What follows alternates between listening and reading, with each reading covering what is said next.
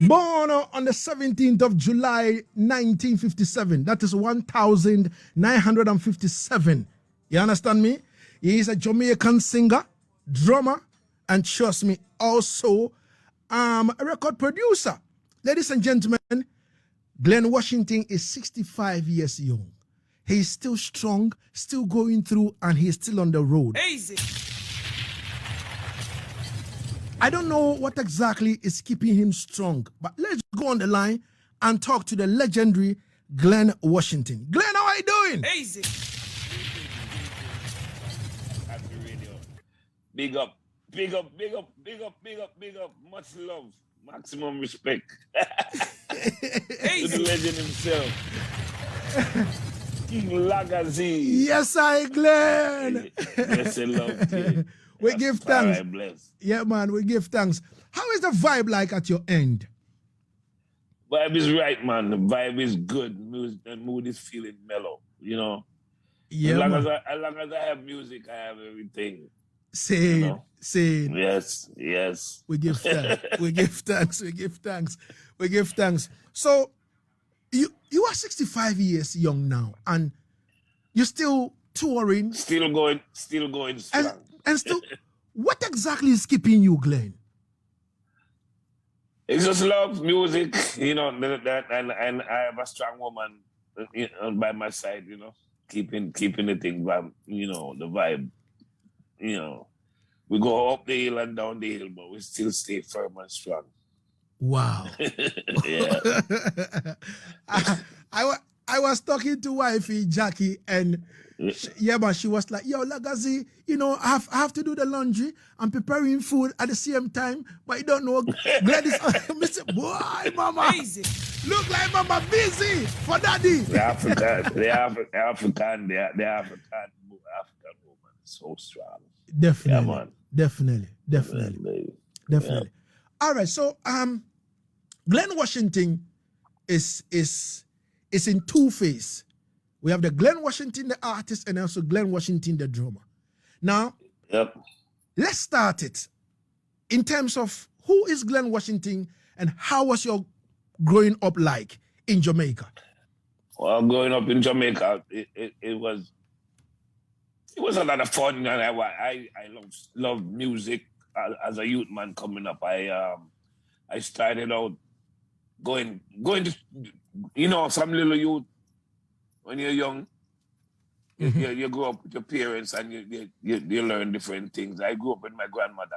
Mm-hmm. She was actually one of my strong points because she encouraged me in different things. Mm-hmm. So she realized that pardon me. She realized that I like music, and then, you know, she was the person that would tell me, go ahead, son, go and do it. I know you can. Mm-hmm. Encouragement, and back home they say encouragement, sweet labor. So she was that one. And as a youth coming up, my friends, they saw that music in me, and they would encourage me, like try to push me to get me to enter into different talent competitions and stuff like that. So one time I entered into a talent competition, and the bass player took me aside. The bass player with the band, the Names and Faces band, took me aside and told me, you know, if you write your own song, if you write your own song, you get more points.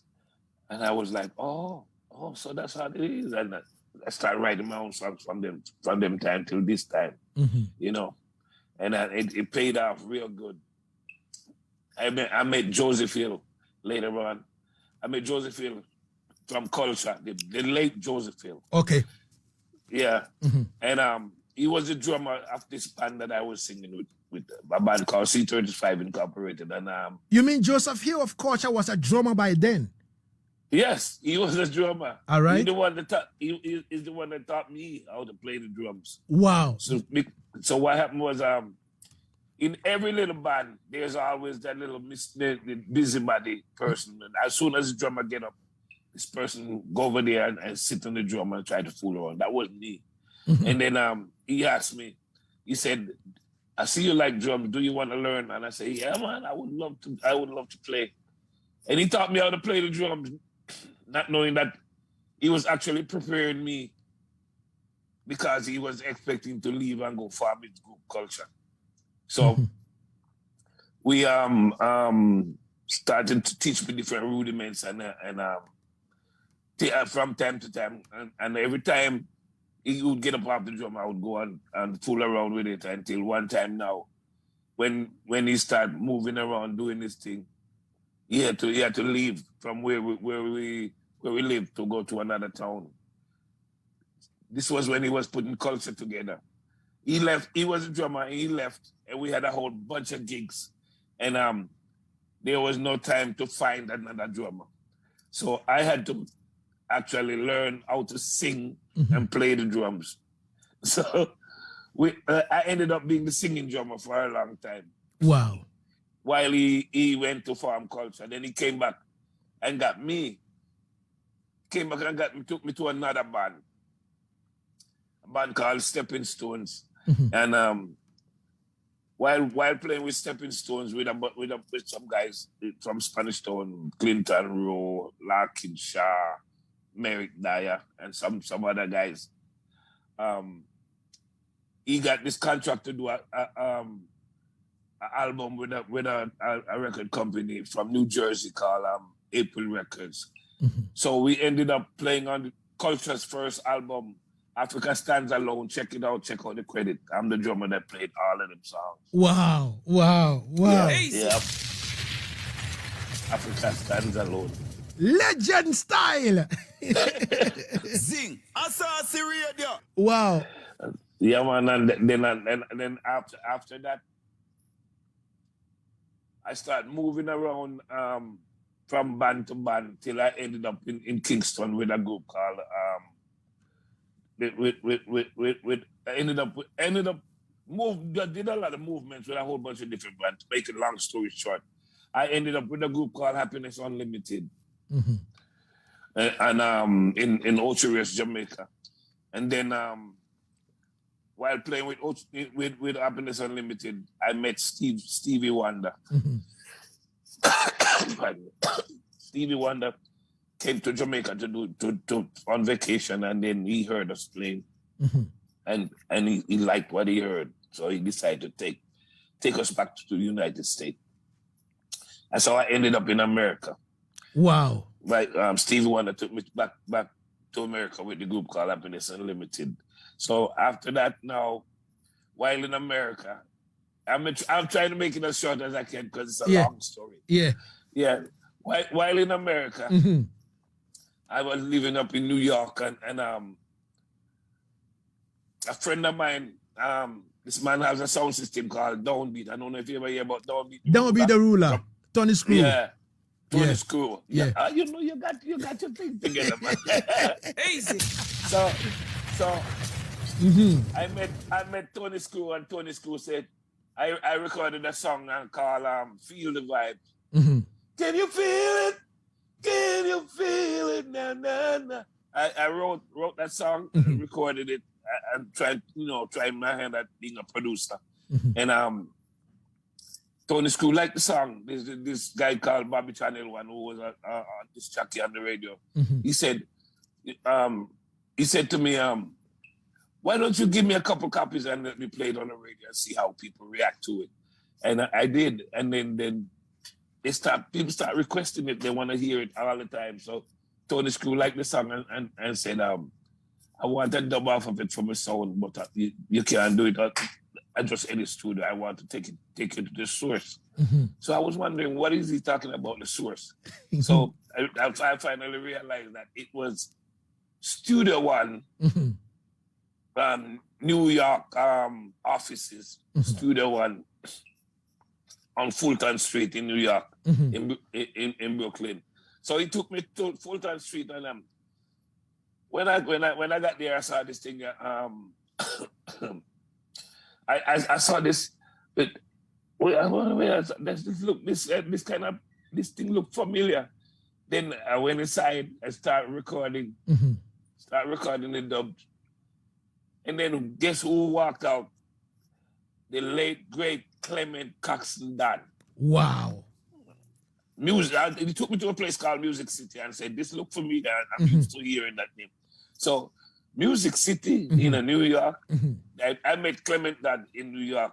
Wow. And then after I finished recording the dubs, Mr. Dad came out and said to me, well, he called everybody Jackson, you know, like that's his nickname for people in the music. He said, "Jackson, you sound good, you know, you have a lot of belly." I'm like, I don't know what he's talking about, but Easy. he was referring to the way I sounded. Okay. So yeah. So after talking to me, I mean, we got together and start, you know, having a rapport together. He said, "Jackson, have a little tat with me, you know." So I'm like, "What the hell is a little tat?" He went for his rum bottle and came back. I said, "Oh, that's a little tat." Yeah. We had a drink together, and he started saying to me, "Jackson, how would you feel about putting some of your lyrics on some of my gems?" And I said, "Sir D," that we call him Sir D. I said, "Sir D, trust me, ever since I was a kid, I've always been singing on Studio One beats." And he said, "Oh." So from that then on, the first song I recorded for him was a song called "Love Knows No Shame" on the Guidance Star rhythm. And then I started going to visit him. And every time I go to visit him, we would be recording 1, 2, 3, sometimes 4 songs for the day. And then one day came up and said, "Jackson, we have a lot of songs." The first one came out on a 7-inch single, and "Love Knows No Shame." It came to me and said, "Jackson, it's a whole bunch that the thing I sell like hot bread, you know." Wow. Yeah, man. That Tony Screw was hard.